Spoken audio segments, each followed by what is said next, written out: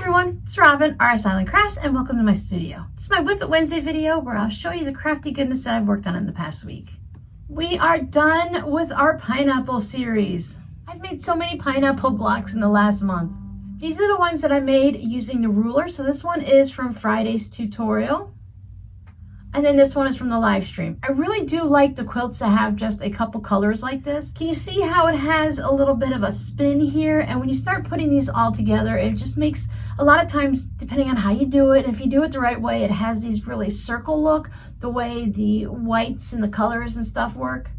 But I like the way it looks in red, white, and blue. This one I'm going to turn into a tote bag. This one I will just add into the rest of my blocks that we've been working on. I lost my train of, why did I lose my train of thought so often? I was thinking about what I was gonna say instead of just saying it. So this is going to go, that one corner, it just doesn't wanna behave. This is going to go into the 12.5 and 6.5 inch block. I have one of those plastic scrapbooking containers that I put these in, and sometime during the year, I'll do something with them. One of you amazing supporters sent this to me in the mail. It's a snowman mug rug kit. It has a little pocket here that you can put a candy cane in. This is a winter project. I should not be making this in May, but I already made it. That's upside down. I thought that was his hat. There we go. Can you tell what kind of day I've been having already? I worked a little bit longer than I should have yesterday. You know when you start making mistakes and it makes your day longer and you keep making mistakes and it just snowballs? It just carried over into today, so I'm just kind of crafty, mentally a little worn out. So there you go. He doesn't have a hat. I think snowmen have to have a hat. It's like a rule, but this kit didn't come with it, and I made it similar to the kit. They had you doing this thing where you fold fabric and you do these things with it. And I just put it down and I did a quilt as you go. Oh, check out this fabric on the back.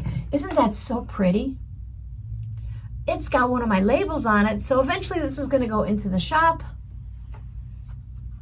I'm not gonna wait for Christmas in July, and I'm not gonna hold on to it until winter. I'll probably just put it right into the shop once I get a nice picture. It had some really pretty fabrics, and it came in a nice sturdy box. They wanted you to use a piece of batting for the snowman's face, and I can get that. I've seen a lot of snowmen made from batting, but I just pulled out a piece of white scraps with like little, I mean, they're little circles, but I decided that they were snow. I've decided it's snow. Little snowballs everywhere. So I used that, and I was looking for the orange fabric, and I'm like, they didn't give me any orange because it's such a small piece. I put my own orange in, and then of course, you know, I found their orange.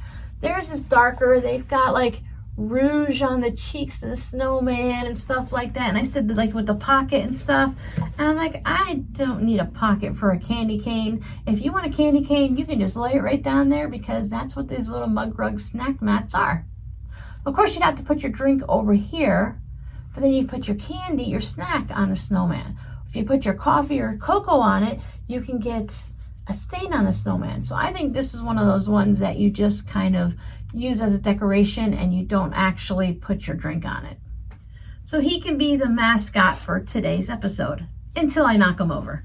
Since we're talking about things I received, the person that sent me this made me a fabric postcard. I normally show this at the end, but I can see it right here, and I just think it's so cute. I love it. This is a little bit bigger than the ones I make, which is perfectly fine because I'm going to hang it up on the wall. Look at that. Isn't that awesome? Great colors. I love the color of the sky. I love the green grass. These are my colors. They're Crayola colors. Take a look at the stalk or the stem of the flower. It's rickrack. I think that's brilliant. I think rickrack works great for flowers. This is a jumbo green rickrack. The thread that's stitching down the center of the flower, I don't think you can see it, but it's all sparkly. And then his hand buttonhole all the way around. They can hang out together. This is the tutorial that should be coming up on Friday once I edit the video. This is the project that got me in trouble on Sunday.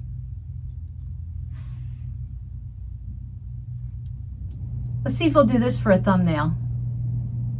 This is the fabric that I received from the modesforyou.com site.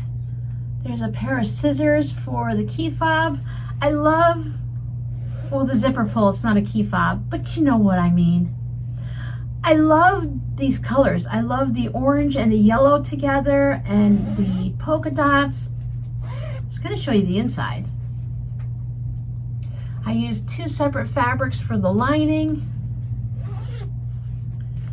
And there's the back. So I just need to get this edited so that I can put it up, and I really have no idea. This is one of those tutorials where when I'm done, I kind of had a couple issues along the way and I got a little lost, so I'm a little bit concerned when I go to edit it if I can actually make it semi-intelligent so that you can actually follow the tutorial. I'm sure it'll be fine. But this is really fun. I made the smaller version compared to the purple and the blue that I made the much larger one. This one will fit a 6-inch embroidery hoop. I put one of those round hoops. Fits in there nicely. You have to lift up the top a little bit to put the hoop in, but I don't see where that's any problem. There's plenty of room up there, so that doesn't bother me to have to tuck the hoop in up there. Otherwise, that's empty space that you're not using. I want to use all the space. If you haven't seen it yet, Sunday afternoon, I put up the unboxing for this. I'll go ahead and link it down below. So for every 20 comments, I will be giving away a free fabric postcard made from this fabric. Now, when the tutorial comes out on Friday, I'll do the same thing. Every 20 comments, I will make a fabric postcard until I run out. I'll probably make a few for each video. And then if I get enough comments and I run out, then I'll just do regular postcards. That'll give me something fun to work on this week. I like how these feel sturdy. Sometimes when you have a regular bag, it feels a little bit loose, a little bit not wimpy, but you know what I mean. This feels very structural. It stands up on its own, no problem. And I think the binding has a lot to do with that. Having the binding on it keeps it all nice and firm and everything like that. Yet it's quilted, so it's still soft. I like that combination of sturdy but soft. I finished the mini quilt that I've been working on with my patrons. It's a rainy day mini. So we have a storm cloud, and then I went and did the raindrops in a bit of a rainbow color. I ended up designing this myself because the pattern I wanted to use, I thought it was free, but it was actually to be purchased, and I'd rather do free patterns that the viewers don't have to purchase, same thing like here on YouTube. I think I would have wanted my cloud to be a little bit larger, but I love the way it turned out. I think it's very cute.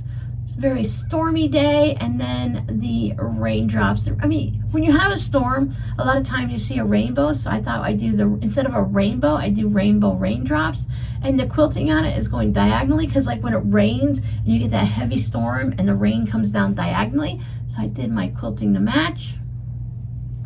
And then I had this cloud fabric for the back.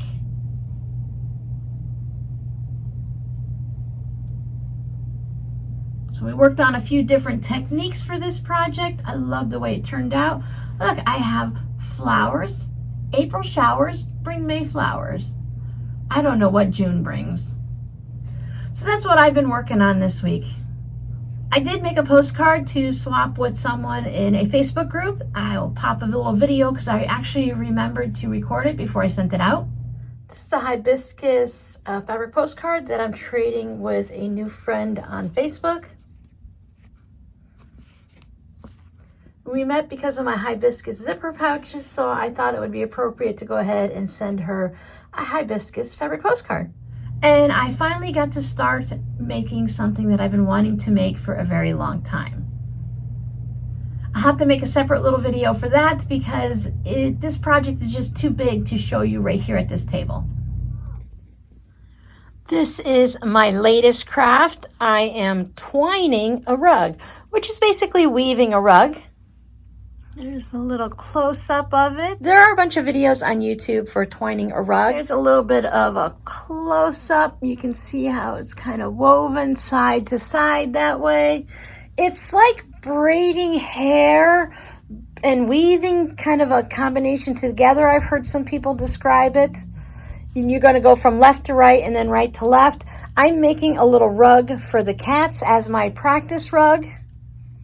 I used some patriotic red, white, and blue fabric as my warp, And then I have some green, and then this stuff with, it's got a whole bunch of different things. It's like a row by row panel where you have each row has something different on it. So I'm going to go ahead and use that as a little bit of a lighter color to add a little bit to it. I'm not using anything fancy in here. I'm just going to use some old stuff that I have. And then when I go to make a rug for myself, it'll be more planned and certain colors. I'd love to make a rainbow version.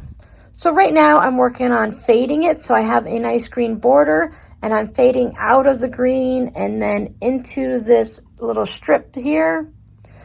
And as it goes down, then I'll put another green border on there. And I have several yards of the green, so I'll just keep adding that in and going from there. So with this loom, there's so many different ways to adjust it. You can go from a rug down to a pot holder. She also has separate looms just for pot holders, and I've been thinking about maybe just getting a pot holder loom because you can do that in your lap while watching TV or work on it like on a dining room table or something instead of having this whole big thing out, because I can partition off a little section, a little 8-inch square, and work on a pot holder. I think it would be more beneficial to have a small loom instead of having to pull this one out. I'd love to make some pot holders, hot pads, however you want to look at them, and just work on it like that. A lot of people make table runners and placemats. I was thinking sewing machine mats might be fun with this.